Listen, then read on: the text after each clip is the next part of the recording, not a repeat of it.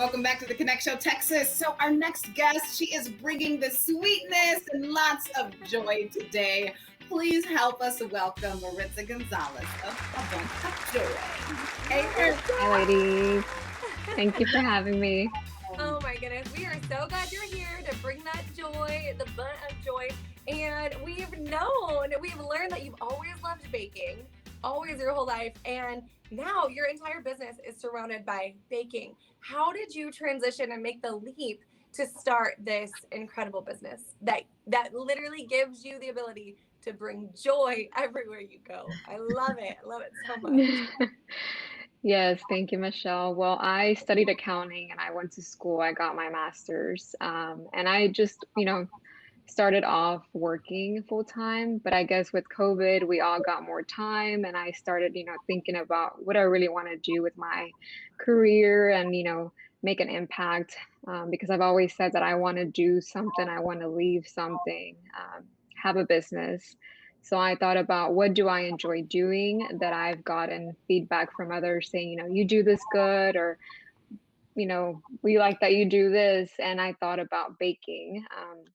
Because usually I would be the one to bring, some sweets around. And when there's someone's birthday, then I'll make something special. And so I thought about, using my background in business and baking and then turning that into something. Well, baking is, I'll tell you, for me personally, I think baking is a little hard. I love to cook, but for some reason, I just can't bake. Like I burn everything. So, but I could see it being very, like it's an art. Yeah, it's like, Without a doubt. It's definitely an art.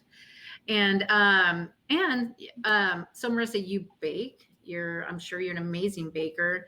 You have your master's in accounting, like you mentioned, and you still work in gas. How do you balance it all? Like how do you do it all? yeah, it's definitely an act. I'm still learning. Every day I'm learning, how to be better at it. But I could definitely say that it's about planning because I do work a full-time job and it's very demanding. And then, you always have like your business on the side. And so having a, system that you're scheduling out the time you're going to focus on your business. And then I also have goals that I have set for myself. And so I, try to do it on the weekends when I can to set up how I'm going to get to those goals and then be more um, manage during the week on, when I respond to people or when I'm looking ahead on my next events coming up. So it's I all love about managing your time and then, having a line between, okay, this is going to be my full-time time, my full-time job time, my business time, and then also my personal time because doing it all can get very overwhelming fast. And so that's what I've been learning recently to get a better grip of. A balance. A balance. Yes. We talk a lot about balance here on the show and with children and the husband and a full-time job, side hustle. And, not to mention you're working out, right? You showed us the bike. Like you didn't even see the bike home. We asked, how are you so trim and slim, baby? And she's like, it's the bike. But there's so many women at home right now watching the show. They're good at something, right? They have this craft or this hobby, but there's this full-time job that they can't leave right now. What advice do you have for women that are in that 9-to-5 life but want to do what you've done and start their own business? Yeah, so well, I'm doing it. We all are doing it. So anyone can do it. It's just about, like I said, setting that time for yourself. So if you have an idea, if you've been wanting to do something, you just have to go for it because there's never going to be like the perfect time. There's never going to be when you're going to have that 10 more hours a week. Just, sit down, go somewhere that's relaxing for you and like let your ideas flow. Yeah.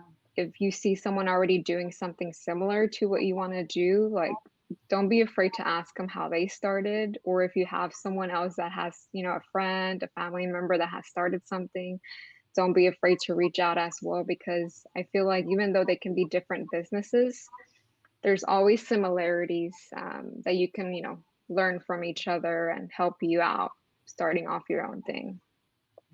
So good. Man, that is so good. There's so many things that I've been listening to you and hearing. And we were just talking about how you learned through getting the advice of others, seeing what the market wanted.